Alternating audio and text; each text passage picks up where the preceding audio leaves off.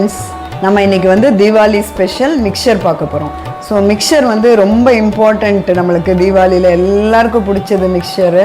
So அது எப்படி பண்ணலான்னு இன்றைக்கி பார்க்கலாம். ஸோ ஃபஸ்ட்டு மிக்சருக்கு வந்து பூந்தி தனியாக பண்ணிக்கலாம். அதுக்கப்புறம் காரா பூந்தி தனியாக பண்ணிவிட்டு, அதுக்கப்புறம் ஓமப்பொடி தனியாக பண்ணிவிட்டு, அதுக்கப்புறம் கடலை, அவல், அதுக்கப்புறமா வந்து பொட்டுக்கடலை, இது எல்லாத்தையும் தனியாக வறுத்துட்டு அப்புறம் எல்லாத்தையும் மிக்ஸ் பண்ணி நம்ம உப்பு மிளகா அப்படி போட்டு மிக்சர் எப்படி பண்ணலான்னு பார்க்கலாம். ஃபஸ்ட்டு இப்போ வந்து நம்ம வந்து காரா பூந்தி எப்படி பண்ணலாம் அப்படின்னு பார்க்கலாம். இப்போ ஃபஸ்ட்டு நம்ம காரா பூந்தி பண்ண போகிறோம். காரா பூந்திக்கு ஃபஸ்ட்டு 1 கப்பு கடலை மாவு எடுத்துக்கணும், 1/4 கப்பு அரிசி மாவு எடுத்துக்கணும். அதுக்கப்புறமா கலருக்காக கொஞ்சமாக மஞ்சள் பொடி, அதுக்கப்புறமா உப்பு, வேண்டிய அளவு உப்பு போட்டுக்கணும். அதுக்கப்புறமா கொஞ்சமாக காரப்பொடி, இது வந்து ரெட் சில்லி பவுடர். ஸோ இது எல்லாத்தையும் போட்டு நம்ம தண்ணி விட்டு நல்லா மிக்ஸ் பண்ணணும். இப்போ நல்லா நம்ம தண்ணியை விட்டு கொஞ்சம் தண்ணியாகவே நம்ம கரைச்சிக்கணும் காரா பூந்திக்கு.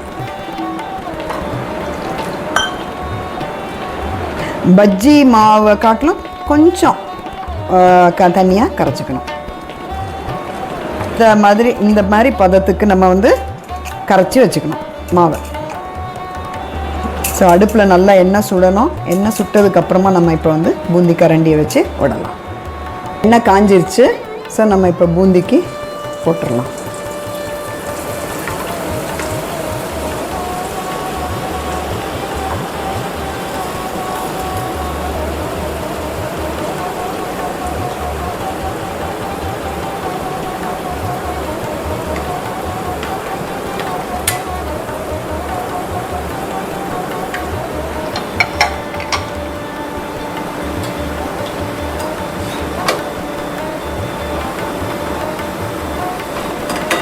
நல்லா கொஞ்சம் காஞ்சதுக்கப்புறம் போட்டோம்னா நம்மளுக்கு நல்லா முத்து முத்தாக பூந்தி வரும்.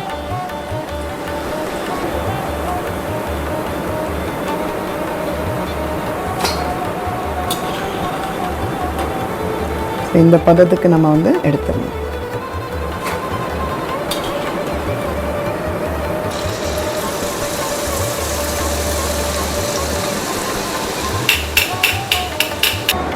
இப்போ நம்ம வந்து மிக்சருக்கு வந்து காரா பூந்தி ரெடி பண்ணியாச்சு. இப்போ நெக்ஸ்ட் வந்து ஓமப்பொடி ரெடி பண்ணணும். ஸோ இது ரெண்டும் தான் மெயின் இன்க்ரீடியண்ட் வந்து மிக்சருக்கு. ஸோ இப்போ ஓமப்பொடி எப்படி ரெடி பண்ணுறதுன்னு பார்க்கலாமா? இப்போ வந்து நம்ம ஓமப்பொடி எப்படி பண்ணுறதுன்னு பார்க்கலாம். ஸோ ஃபஸ்ட்டு வந்து ஓமப்பொடிக்கு கடலை மாவு வந்து 1 கப்பு, அரிசி மாவு வந்து 1/4 கப்பு போட்டால் போதும். அதுக்கப்புறம் அதுக்கு வேண்டிய உப்பு, அதுக்கப்புறம் கொஞ்சம் கலருக்கு மஞ்சள் பொடி. ஸோ இதில் வந்து மெயினாக ஓமம் வந்து அந்த ஓமப்பொடினாலே ஓமம் ஸ்மெல் வரணும். ஸோ இப்போ நான் என்ன பண்ணியிருக்கேன்னா ஓமத்தை கொஞ்சம் ஊற வச்சு அரைச்சி அந்த தண்ணியை எடுத்து வச்சுருக்கேன். ஸோ இதை போட்டு தான் நான் இதை வந்து பிசைய போகிறேன். ஸோ பிசைஞ்சிட்டு அதை நம்ம குழலில் போட்டு ஃப்ரை பண்ணி எடுக்க வேண்டியது தான். இந்த ஓம தண்ணி ஃபஸ்ட்டு ஊற்றி நம்ம வந்து பிசைஞ்சிக்கணும். இப்போ அதோடு சேர்த்து கொஞ்சம் கூட வேணும்னா நம்ம தண்ணியை விட்டு நல்லா இந்த முறுக்குலாம் பிசைகிற பதத்துக்கு நல்லா பிசைஞ்சு வச்சுக்கணும்.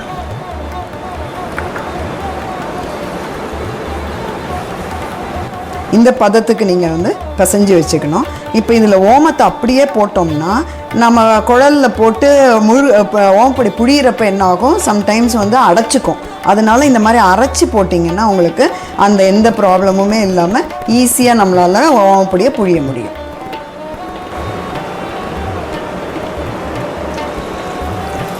இப்போ எண்ணெய் காஞ்சிருச்சு. ஸோ நம்ம வந்து ஓமப்பொடியை புழிஞ்சிடணும். ஷேப்பு வேணுன்றது இல்லை, ஏன்னா மிக்சரில் தான் போட போகிறோம். அதனால் நம்ம வந்து எப்படியும் பொடி தான் பண்ணுவோம் மிக்சருக்காக. ஸோ அதனால் நம்ம அப்படியே போட்டுக்கலாம்.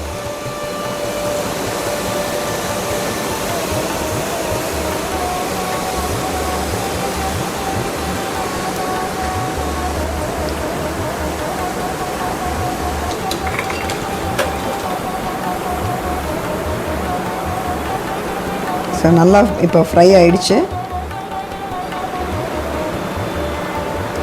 கிறிஸ்பியாக ஆகிடுச்சு. ஸோ நம்ம இப்போ எடுத்துடலாம்.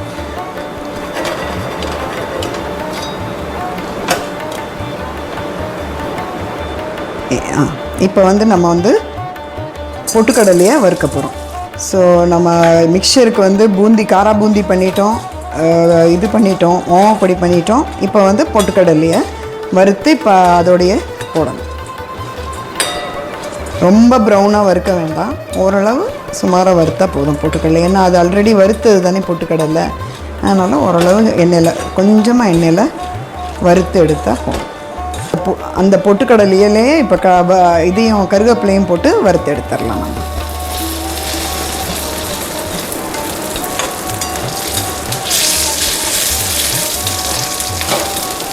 இப்போ வந்து வறுத்த கடலையை போடுறோம். கடலை ஆல்ரெடி வறுத்த கடலையாக இருக்கிறதுனால இதோட சேர்த்து போடுறோம். சப்போஸ் வறுக்காத கடலையாக இருந்துச்சுன்னா நீங்கள் தனியாக வறுத்துட்டு அதுக்கப்புறம் தான் இதில் போடணும். இது வந்து கடலை வறுத்த கடலை, அதனால் அதோட சேர்த்து போட்டு ஃப்ரை பண்ணலாம்.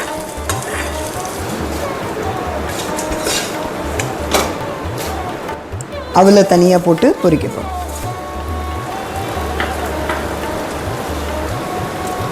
அவல் வந்து நல்லா பொரியணும், அந்த மாதிரி நம்ம வந்து ஃப்ரை பண்ணணும்.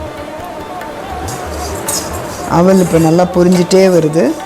ஸோ நல்லா பொரியணும். அவல் பொரிஞ்சதுக்கப்புறமா அதை எடுத்து நம்ம ஏற்கனவே ஃப்ரை பண்ணி வச்சுருக்க கடலை இதெல்லாம் சேர்த்துக்கணும்.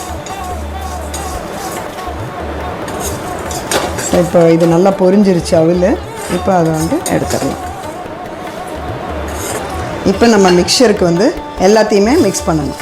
ஃபஸ்ட்டு வந்து ஓமப்பொடி, நம்ம பண்ணி வச்சுருக்கிற காரா பூந்தி, அதுக்கப்புறமா நம்ம வறுத்து வச்சுருக்கோம்ல கடலை, பொட்டுக்கடலை, கருவேப்பிலை எல்லாத்தையும் போட்டு அவல் எல்லாத்தையும் போட்டு நல்லா மிக்ஸ் பண்ணிவிட்டு,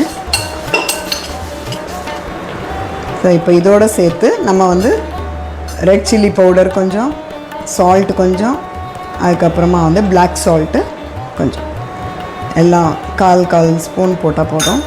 போட்டு நல்லா மிக்ஸ் பண்ணிட்டா நம்மளுக்கு வேண்டிய mixture, Deepavali special mixture ready. So நல்லா இந்த மாதிரி தரோவாக நல்லா மிக்ஸ் பண்ணிட்டீங்கன்னா உப்பு காரம் எல்லாம் நல்லா மிக்ஸ் ஆகிடும். இப்போ நம்ம வந்து எல்லாத்தையும் நல்லா மிக்ஸ் பண்ணிட்டோம். இப்போ பார்த்தீங்கன்னா உங்களுக்கு வந்து இந்த மிக்சர் வந்து ரெடி ஆகிடுச்சு. ஸோ இதை வந்து நம்ம வந்து எவ்வளோ நாள் வேணால் வச்சு நம்ம இது பண்ணிக்கலாம். தீபாவளிக்கும் பண்ணி ஃப்ரெண்ட்ஸுக்கெல்லாம் கொடுத்து நம்மளும் என்ஜாய் பண்ணலாம். Happy Diwali to everyone, to our subscribers and everyone.